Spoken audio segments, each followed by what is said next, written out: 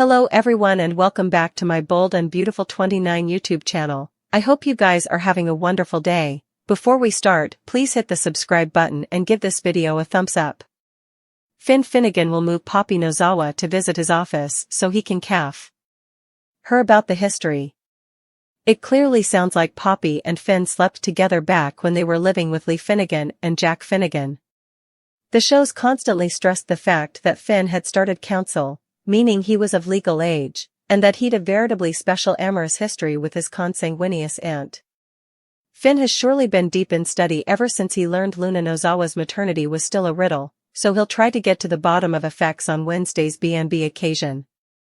After Finn quizzes Poppy about her issues with Lee, he'll feel like this all goes back to their old cling sessions while his parents were working. Once Poppy gets emotional and wonders why Finn's bringing this up, he'll contend she knows why.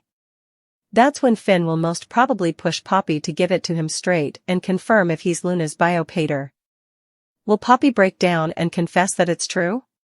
Meanwhile, Lee will join Jack at Il Giardino, so that'll give them a chance to reappraisal his once miscalculations as well as her own. Since Lee now knows she was wrong about Jack begetting Luna, will she be more open to making peace with him? Indeed, if Lee and Jack do and reunite romantically, it'd be nice if they could learn to get on. At the Spencer manse, Luna will continue to pound over who her father is as she has another deep discussion with Bill Spencer. That'll lead to Bill and Luna opening up about their parenthood again, so they'll keep chancing reasons to connect.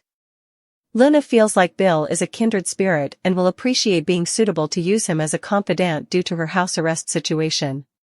Although no bone differently knows about this arrangement, that could change once the secret of Luna's maternity blows up. Poppy could fluently try to pay Luna a visit behind bars in the coming occurrences, and get a shock if she discovers her son is ain't there. Our prognostications point to Bill floundering to keep this news under wraps, so we'll bring you updates on all the raising drama. Bill will have some explaining to do in the not-too-distant future, so stay tuned.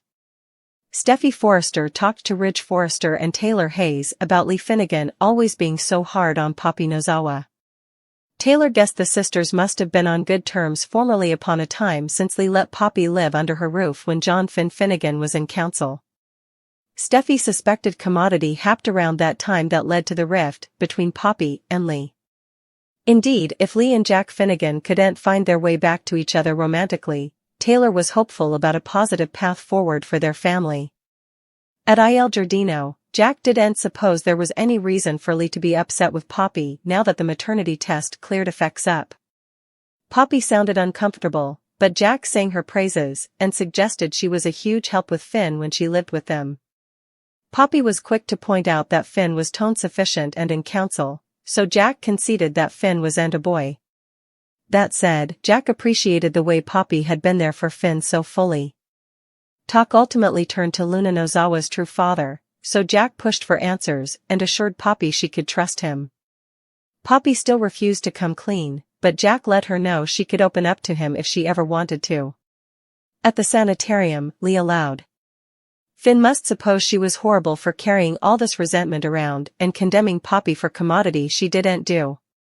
Finn comforted Lee, but he wished she'd told him about her reservations sooner so he could have shut them down.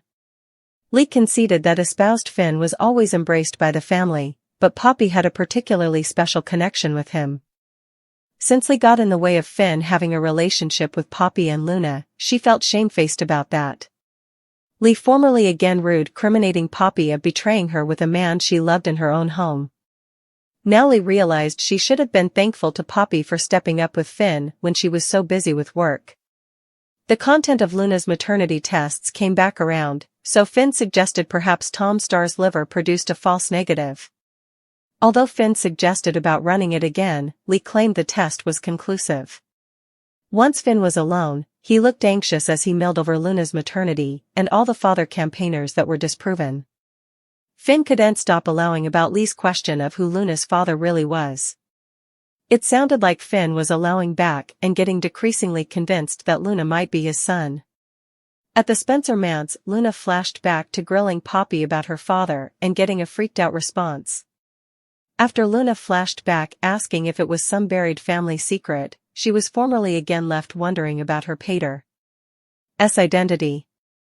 Both Luna and Finn are in for a shock, so we'll bring you more prognostications on the coming chapter of this story and updates on the jaw-dropping news to come. Lee Finnegan to vent to John Finn Finnegan. Jack Finnegan's history backstabbings will be brought up. Plus, Ridge Forrester and Taylor Hayes make it all about family for Finn and Steffi Forrester Finnegan. Lee will continue venting to Finn.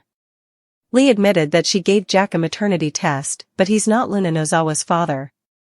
Indeed, though Lee allowed for certain that Jack was Luna's father, she was wrong.